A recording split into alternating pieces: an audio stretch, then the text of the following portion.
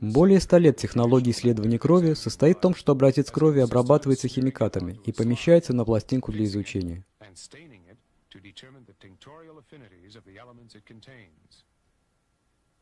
Слева мы можем видеть образец крови, подготовленный таким способом. Мы можем различить красные кровяные тельца, белые кровяные тельца и тромбоциты. Это мертвая кровь. Справа мы видим образец крови через соматоскоп. Это живая кровь, через 10 минут после взятия на анализ. Мы видим красные кровяные тельца, белые кровяные тельца, тромбоциты и соматиды, которые невозможно было рассмотреть на мертвом фиксированном образце крови. И здесь мы видим лимфоцит. Вокруг него большое количество соматид.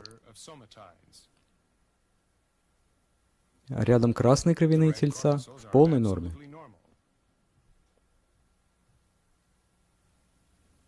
Здесь мы видим моноцит. Мы можем видеть активность в его цитоплазме.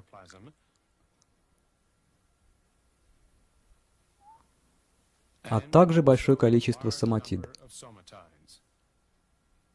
В левом нижнем углу мы видим тромбоцит.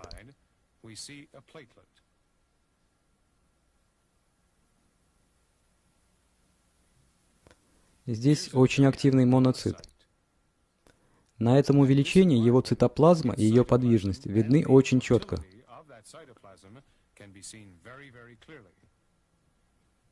Мы также наблюдаем большое количество соматид.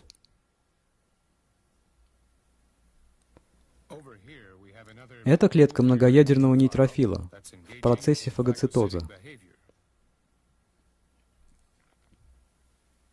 Мы также можем видеть внутриклеточные включения. Они часто наблюдаются вместе с различными формами цикла развития соматид. 17:14 informs us that the life of all flesh is the blood thereof. Once again, scientists are finding out that the truths of Scripture are far more literal than they ever imagined. Tiny particles have been discovered in blood that are seemingly indestructible. These tiny particles are less than 1/10 of a micron in size, and while they cannot be seen using standard medical microscopes, new methods of microscopy have been developed which makes it possible to see them in their living state. The French scientist Gaston Naessens designed special microscope components that would allow him to see these particles, which he entitles somatids, meaning the body that creates. Through experimentation, Professor Naessens found that these somatids contain genetic material yet to be fully understood by the scientific community. They are polymorphic in nature, growing from stage to stage, and are unaffected by high temperatures, extremely toxic chemicals, or even nuclear radiation. Professor Naessens believes these somatids to be subcellular living and reproducing entities, the precursor of DNA, and that they may be the building blocks of life. About 6 years ago, I learned about these particles as a result of some research that I was conducting, which was totally non-related to archaeology. At that time, I was using a standard medical microscope, and while I could not see these particles, I knew they had to be there. I began to develop my own microscope patterned after the design of Professor Naessens. What you see behind me is that microscope in its latest stage of development. The microscope employs an extremely bright xenon or mercury light source, which can be combined with tungsten light.